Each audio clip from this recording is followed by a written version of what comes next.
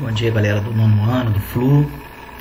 Vamos continuar aí com nossos conteúdos do segundo bimestre, do qual a gente nas últimas aulas começou a abordar, e a base, né, desse bimestre, o continente europeu, do qual a gente deu atenção em diversos aspectos, né,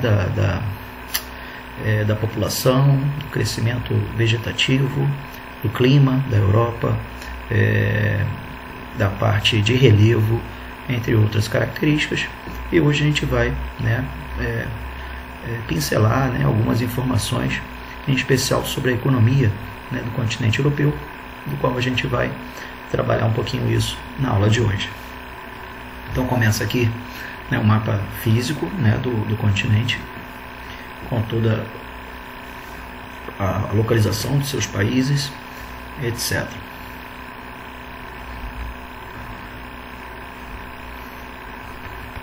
Aqui o questionamento sobre a Europa, né, esse continente ou península, na medida que a Europa é uma extensão ali do continente asiático, né, quando a gente pega uma visão assim mais ampla, né, do continente europeu, que, como nós já vimos, né, trata-se de um continente menor, né, em relação aos demais, com Montes Urais ali como uma forma de fronteira, né, de limite entre a Europa e a Ásia, né. No entanto, é um continente bastante populoso em relação à sua extensão. É uma grande densidade demográfica. Que as penínsulas que fazem parte, né, do continente, né, a Península Ibérica, a Península Itálica, a Península Balcânica e a Península Escandinava, bem como a dinamarquesa, né, no norte da Alemanha.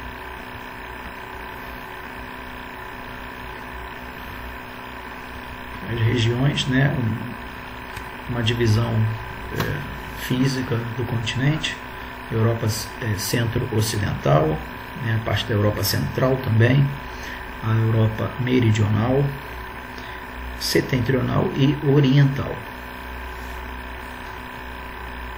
dividido aí em 5 partes do continente. E a divisão socioeconômica, né, que está muito ligada também ao passado próximo, né, Europa ocidental e oriental. Isso porque boa parte da Europa viveu durante um grande período, né, o socialismo, nessa parte em rosa que a gente verifica aí. E a Europa ocidental, né, capitalista. Aqui um quadro, né, com os países europeus desenvolvidos, abordando ali a capital, a área em quilômetros e a população.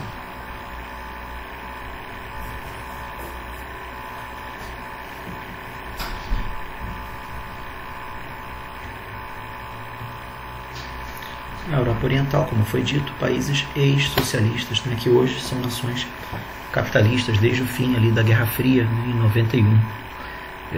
Você tem aqui alguns importantes países, né, dessa região, população, área e capital.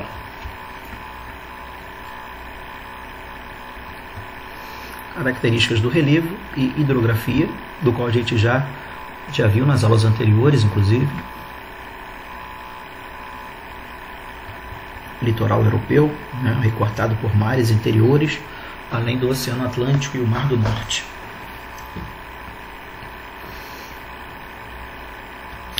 Principais rios da Europa, do qual a gente já comentou nas aulas anteriores, a importância econômica, inclusive, desses rios, né, do qual você tem a utilização, né, do transporte de mercadorias, de pessoas, né, escoando por esses rios, que são muitos deles interligados, inclusive por canais artificiais, etc. O Rio Reno e sua importância, né, porque recorta ali uma área econômica extremamente importante, no acesso a matérias-primas, desembocando também no porto de Roterdã, que é o maior da Europa, né, na Holanda, etc. E como foi dito aqui, né, a sua área no entorno do Rio Reno, intensamente urbanizada, né, muitas indústrias, muitas empresas ali se localizam. Clima e vegetação da Europa, né, do qual nós já vimos, já trabalhamos. tá? Enfatizando novamente, né, o clima temperado, que é o grande referencial, né, climático do continente, bem como regiões mais frias, né, na península da Escandinávia e um pouco mais amenas no sul do continente, né, próximo ao Mediterrâneo.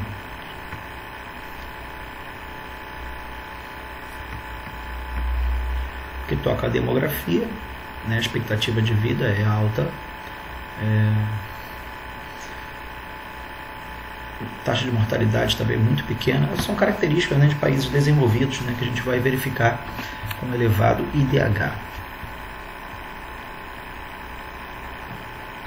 O gráfico de população, né, dá para perceber que essa parte central do continente é densamente povoada, né, do qual você tem ali, inclusive a Inglaterra, né, uma área muito povoada.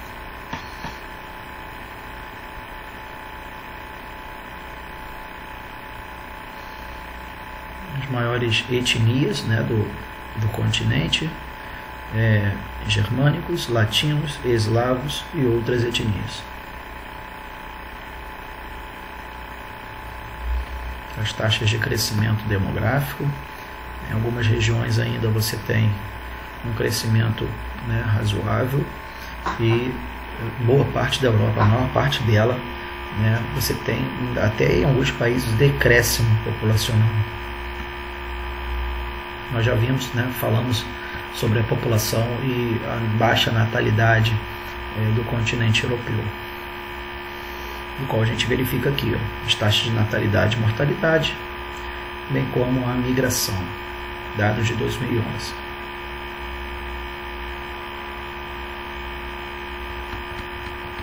A taxa de fecundidade vem diminuindo, hoje está até menor do que esse quadro que é de 2005.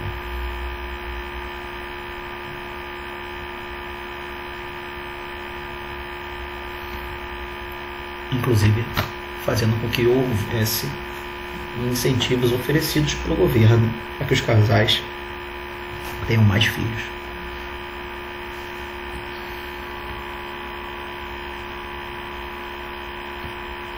A expectativa de vida de alguns países da Europa hoje ela é superior a essa de 2004, um pouquinho superior.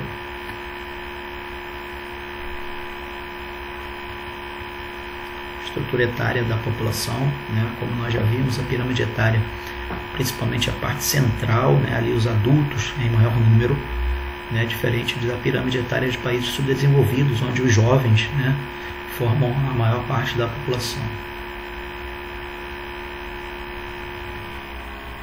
Aqui ele coloca de dois países, né, para a gente comparar, tanto da Itália como da Rússia. Percebe-se aí a maior quantidade de pessoas adultas, né, e um grande número de idosos, inclusive. No ranking do IDH, percebam muitos países europeus, né? Então é o continente que mais possui países desenvolvidos e com elevado índice de desenvolvimento humano. A questão da imigração, que já foi falada entre nós, a Europa acaba sendo uma área de busca por novas oportunidades, assim como os Estados Unidos para a América Latina.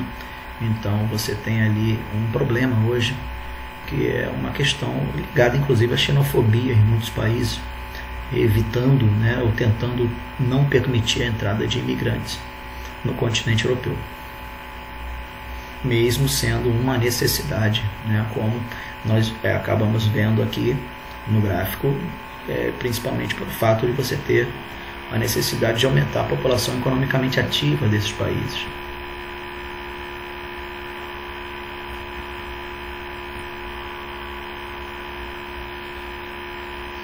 O processo de urbanização da Europa muito acentuado, né? A população urbana é muito grande, a população rural é minoritária, tá? Inclusive nos países da Europa Oriental, né, que vivia uma situação ao qual tinha uma grande população rural, e isso vem mudando com a chegada do capitalismo, né, nesses países.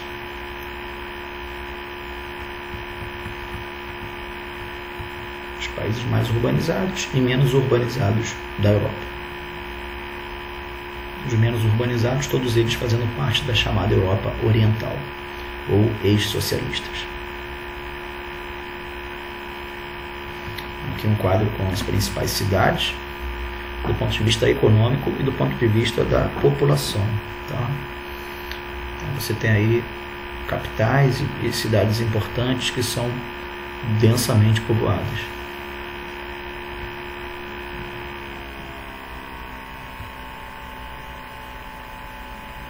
Como verificamos aqui no quadro população. Paris, por exemplo, com mais de 10 milhões de habitantes. A agropecuária do continente é extremamente desenvolvida, extremamente mecanizada, tá? Com uma eficiência absurda, de modo que eles somente importam o que realmente necessitam. Tá? Ou seja, a Europa, inclusive, é uma grande produtora de muitos gêneros agrícolas, que, inclusive, além de abastecer o mercado interno, também serve para a exportação, né, desses produtos.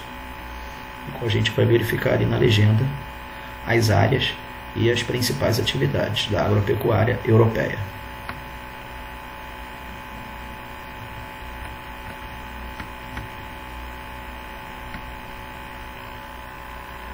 Bom, a atividade industrial, nós sabemos, é a mais importante, né, que movimenta mais valores, né, no continente. Então você tem aqui grandes concentrações urbano-industriais, né, e suas cidades no continente europeu.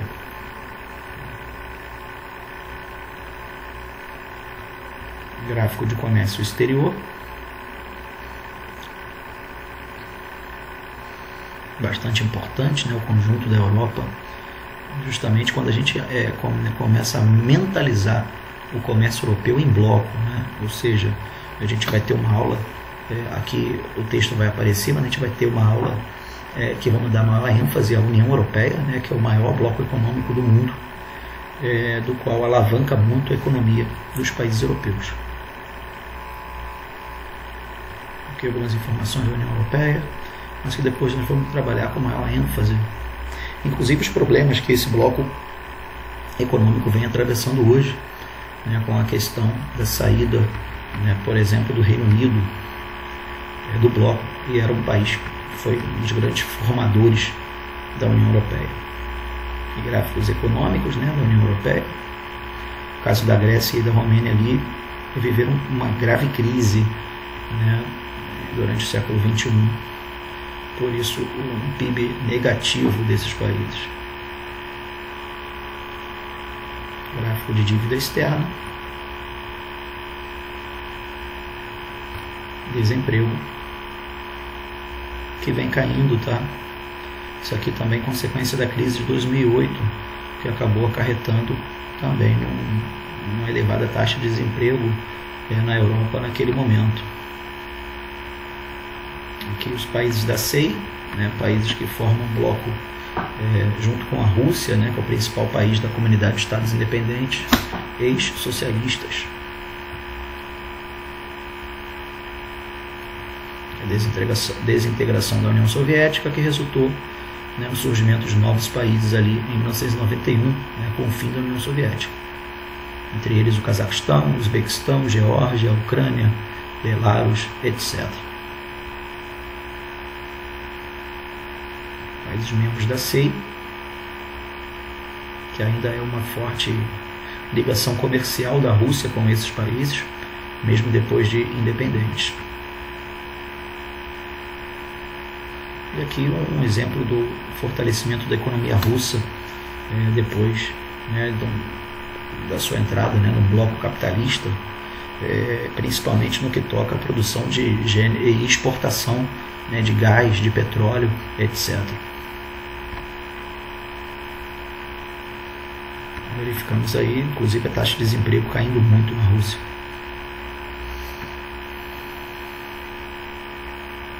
Como dito antes, a produção de minerais é muito importante, a produção de petróleo e de gás natural naquele país.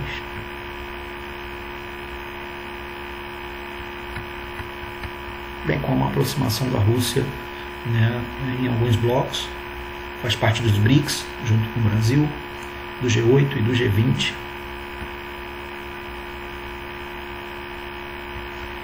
Questões militares que a Rússia se envolveu, né, no século XXI, mesmo após o fim da União Soviética. É importante destacar a questão da Chechênia, né, e da Ossétia do Norte, guerras que se